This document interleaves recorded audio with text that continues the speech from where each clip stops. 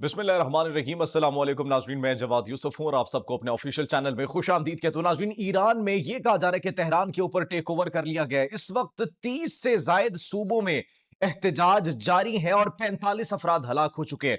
Internet services मुअत्तल है और ईरान के अंदर रिजीम चेंज हो गया है या फिर नहीं।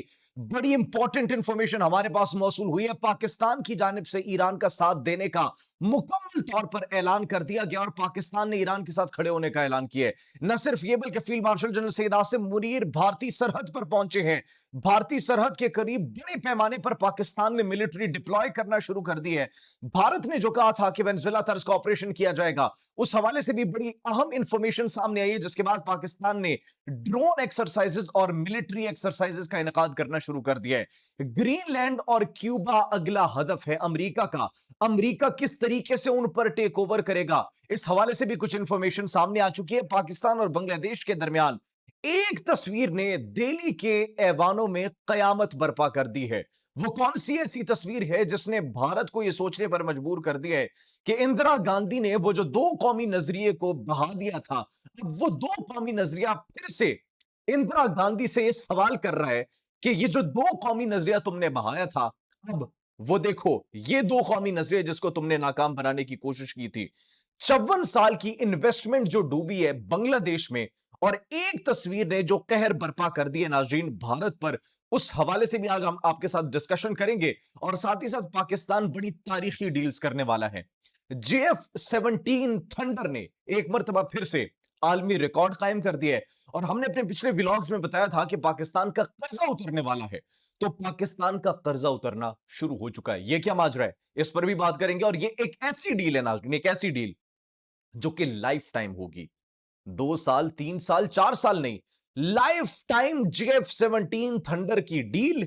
उसके क्या पर्क्स होंगे, उस पर भी बात करेंगे। नाज़रीन, सबसे पहले बात करते हैं ईरान के अंदर जो इस वक्त सूरत हाल है। ईरान के अंदर सूरत हाल इंतहाई कशीदा हो चुकी है और ईरान के ऊपर जोरे बाजू तो काम नहीं आया। अमेरिका ने हमला करने की कोशिश की, अमेरिका ने हमला किया भी, इजराइल ने हमला करने की कोशिश की, हमला किया, लेकिन डिस्पाइट ऑफ दैट ईरान की अवाम ने जो रेजिस्टेंस दिखाई, तशक्कुर तशक्कुर पाकिस्तान के उनकी पार्लियामेंट के अंदर नारे लगे थे। और उसके बाद नाज़रीन जो उन्होंने रेजिस्टेंस दिखाई, उससे एक बात साबित हो गई कि ईरान के ऊपर हमला करके उनको मारकर जो है आप कभी भी शिकस्त नहीं दे सकते। दैट्स द रीजन अब अंदर से प्रॉक्सीज को एक्टिव कर लिया गया, अब अंदर से ग्रुप्स को एक्टिव कर लिया गया और मुख्तलिफ इंटेलिजेंस बेस्ड ग्रुप्स इस वक्त ईरान के अंदर मुतहर्रिक हो चुके हैं। इजराइल और अमेरिका की अलायंस हमें नजर आ रही है और ईरान के अंदर रिजीम चेंज की बातें की जा रही है।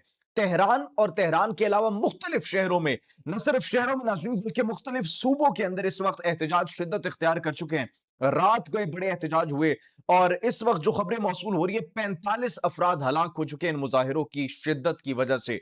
न सिर्फ ये बल्कि ट्रंप की जानिब से बड़ी एक धमकी आमेज तकरीर भी की जाती है और ऐसा लग रहा है कि ईरान के ऊपर आज नहीं तो कल बहुत जल्द हमला कर दिया जाएगा। लेकिन आयतुल्लाह अली खामनाई ने बड़ा तबाही वाला प्लान एक तैयार कर लिया, ईरान के सुप्रीम लीडर ने।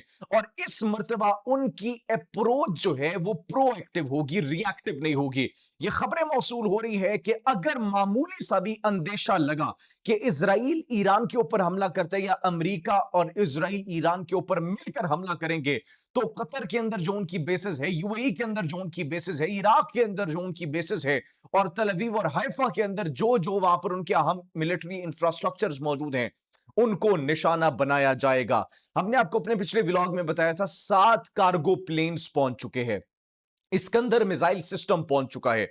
तो इस मर्तबा जंगी टैक्टिक्स मुकम्मल तौर पर हमें तब्दील होते हुए दिखाई दे रहे हैं और आयतुल्लाह अली खामनाई ने मुकम्मल तौर पर तैयारी भी पकड़ ली है। और वो लोग जो कि एहतजाज कर रहे हैं, उन्होंने ईरानी पासदारान इनकलाब के खिलाफ एहतजाज किया है, जिसमें झड़पें हो रही है और ट्रंप और इजराइल उनको बैक कर रहे हैं। इजराइल की जो मौजूदा सूरत हाल है बड़ी क्रूशल है, वो भी उस पर हम अपने अगले व्लॉग में बात करेंगे। लेकिन आयतुल्लाह अली खामनाई ने अपनी रॉकेट फोर्स को, अपनी पासदारान इनकलाब को और अपनी तमाम तर फोर्सेस को हाई अलर्ट पर कर लिया गया। मिसाइल्स और रॉकेट्स मुकम्मल तौर पर तैयार हैं, एयर डिफेंस सिस्टम्स एक्टिव हो चुके हैं। और पाकिस्तान ने क्या कहा है, पाकिस्तान ने ईरान का साथ देने का ऐलान किया और पाकिस्तान ने कहा ये जो दहशतगर्दी हो रही है इसके पीछे भारत का हाथ है। जैसे पाकिस्तान के अंदर दहशतगर्दी थी, उसके पीछे भारत का हाथ हमेशा से मुलव्वस होता है, उसके ताने बाने भारत से मिलते हैं।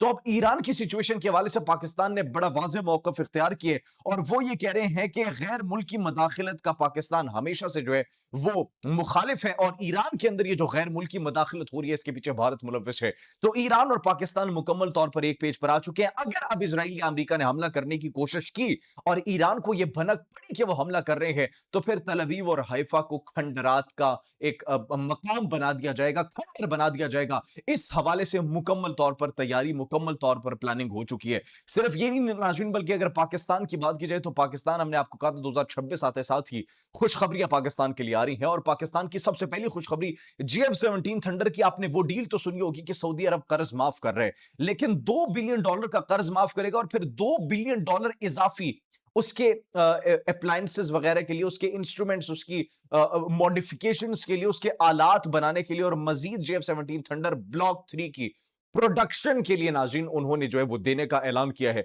$2 अरब के कर्जे माफ किए जाएंगे, $2 अरब मजीद दिए जाएंगे। लेकिन नाज़रीन, अब यहां पर ये लाइफ टाइम इन्वेस्टमेंट हम इसको क्यों कह रहे हैं? लाइफ टाइम इन्वेस्टमेंट इसको इसलिए कह रहे हैं क्योंकि JF-17 थंडर ब्लॉक 3 की जब भी मॉडिफिकेशन आएगी, जब भी उसके अंदर हम कोई नया मिसाइल सिस्टम नस्ब करेंगे, उसके अंदर कोई इलेक्ट्रॉनिक वॉरफेयर नस्ब किया जाएगा, उसके अंदर कोई जदीद मजीद नेविगेशन सिस्टम नस्ब किया जाएगा, या फिर कोई भी किसी भी तरीके की मॉडिफिकेशन की जाएगी, तो JF-17 थंडर ब्लॉक 3 होगा किसका? ये पाकिस्तान का है। और उस टेक्नोलॉजी की अपग्रेडेशन के लिए राब्ता किया जाएगा किससे? पाकिस्तान से। तो नौवां मुल्क अब सऊदी अरब बन चुका है, पाकिस्तान के बाहर लाइनें लग चुकी है JF-17 थंडर की खरीदारी के लिए और पाकिस्तान के कर्जे भी माफ होते चले जा रहे हैं। सिर्फ ये खुशखबरी नहीं है, बल्कि नाज़रीन दूसरी खुशखबरी ये है कि ताजिकिस्तान के साथ हमारी डील हुई है 1,43,000 जो टन गोश्त है उसकी, और मिलियंस ऑफ डॉलर्स की ये डील हुई है। और ये कहा जा रहा है कि आने वाले साल में $500 मिलियन तक पहुंच जाएगी। इससे भी नाज़रीन बड़ी खबर यह है कि भारत के लिए बड़ी मुश्किल सिचुएशन है।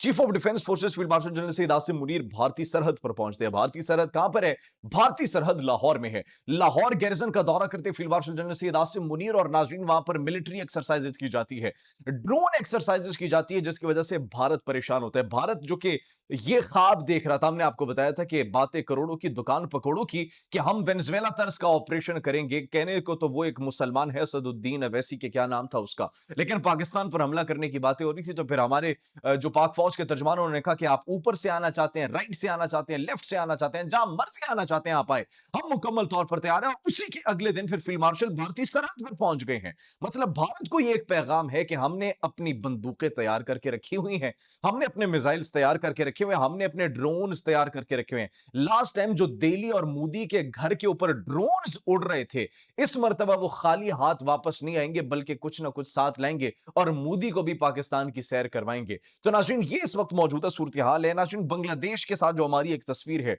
उसने दिल्ली तक जो है वो कयामत बर्पा कर दी है और मोदी की इन्वेस्टमेंट मुकम्मल तौर पर फ्लॉप हो चुकी है। वो तस्वीर क्या है?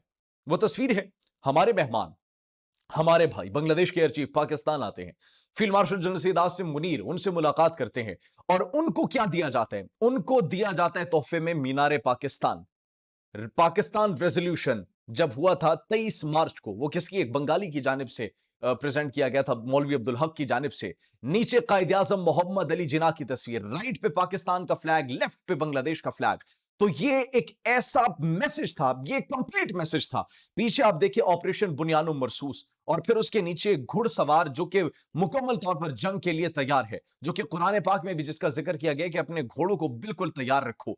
तो नाज़रीन, ये सिर्फ और सिर्फ एक तस्वीर नहीं थी, ये भारत के लिए एक पैगाम था कि हम मुकम्मल तौर पर तैयार हैं। और हम सिर्फ तैयार नहीं है, बल्कि हम दो भाई जिनको जुदा करने की कोशिश की गई थी, जिनके ऊपर जो है भारत की मुक्ति बाहिनी को छोड़ा गया था, पाकिस्तानी फौज की साख को खराब करने के लिए कत्लो गारतगिरी भारत की जानिब से की गई थी।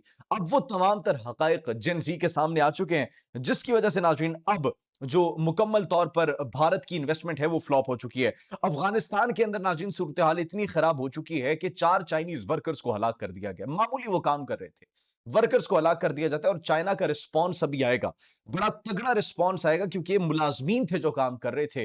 तो अब अफगानिस्तान को भी अपने अंदर जो इंतशारी टोले हैं उन पर काबू पाने के लिए कोई हिकमत अमली बनानी होगी। अगर नहीं तो फिर चाइना बहुत जल्द अफगानिस्तान पहुंचने वाला है। सिर्फ ये नहीं नाज़रीन, बल्कि भारत जो है, तसव्वुर करें भारत की क्या औकात रहेगी। आखिर में हम आपको ये बताते चले, भारत $9 लाख देकर एक फर्म खरीदता है ट्रंप के दोस्त की, और सिर्फ किस लिए? मुलाकातों के लिए। भारत सिर्फ और सिर्फ ट्रंप, जयशंकर जो है, उन जयशंकर की high officials, US high official से मुलाकात के लिए जो है, वो सिर्फ ये $9 लाख की एक फर्म ट्रंप के दोस्त की खरीदते हैं। मतलब अब ये भारत की औकात है।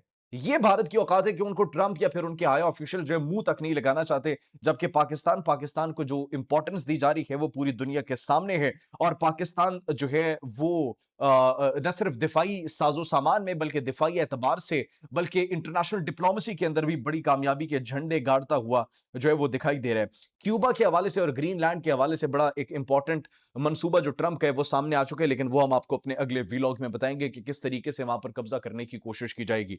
आप इस हवाले से क्या सोचते हैं? कमेंट सेक्शन में अपनी कीमती राय से जरूर आगाह कीजिएगा। अपना बहुत ख्याल रखिए। अल्लाह निगहबान।